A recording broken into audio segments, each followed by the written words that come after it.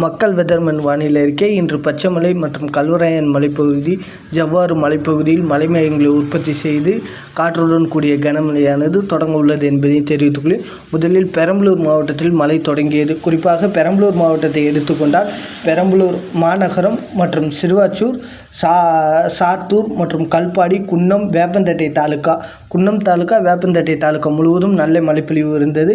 அதேபோல் குருமாபாளையம், லாடபுரம் மற்றும் செட்டிக்குளம் போன்ற பகுதியில் நல்ல மழைப்பொழிவானது இருந்தது என்பதையும் தெரிவித்துக் கொள்கிறேன். மற்றும் இதற்கு அடுத்தபடியாக திருச்சி, துறையூர், உப்புளியபுரம், புத்தனாம்பட்டி மற்றும் திருப்பட்டூர் மற்றும் இருங்குளூர் மற்றும் முசிறி, தொட்டியம் சுற்றுவட்டார பகுதியில் மழையானது இருக்கக்கூடும் என்பதையும் தெரிவித்துள்ளேன்.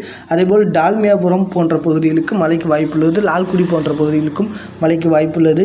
அதற்கு அடுத்தபடியாக கொல்லிமலை, குறிப்பாக கொல்லிமலையில் மழை மேகங்களை உருவாக்கி இன்று இரவு அல்லது நள்ளிரவு நேரங்களில் குறிப்பாக எருமப்பட்டி, தாத்தையங்கார்பேட்டை சுற்றுவட்டார பகுதிகள், மேட்டுப்பாளையம், கொல்லிமலை மற்றும் முத்துக்காப்புப்பட்டி மற்றும் சேந்தமங்கலம் மற்றும் போடிநாயக்கன்பட்டி, செல்லம்பட்டி மற்றும் நல்லிப்பாளையம் மற்றும் ரசலாபுரம் போன்ற பகுதிகள் மற்றும் சுற்றுவட்டார பகுதிகள் மற்றும் ராசிபுரம் மற்றும் திருச்செங்கோடு சுற்றுவட்டார பகுதிகளுக்கு மழையானது இருக்கக்கூடும் என்பதையும் தெரிவித்துக் கொள்கிறேன்.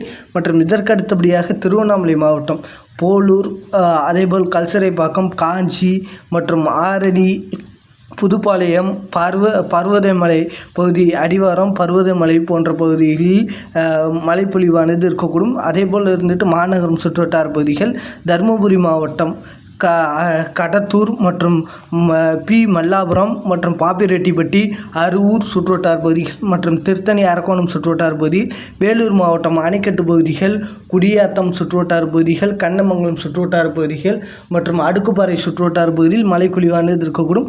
ராணிப்பேட்டை மாவட்டத்தில் ஒதுக்கி மழைப்பொழிவானது இருக்கக்கூடும் என்பதையும் தெரிவித்துள்ளேன்.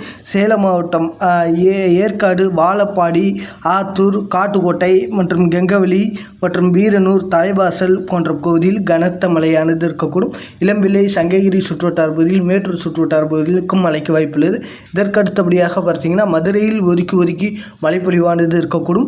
அதேபோல் இருந்துட்டு பார்த்தீங்கன்னா கிருஷ்ணகிரி மாவட்டம், ஊத்தங்கரை, ஒசூர், தேவனிக்கோட்டை மற்றும் பேச்சம்பள்ளி சுற்றுவட்டார பகுதியில் ஒதுக்கி மழைப்பொழிவானது இருக்கக்கூடும்.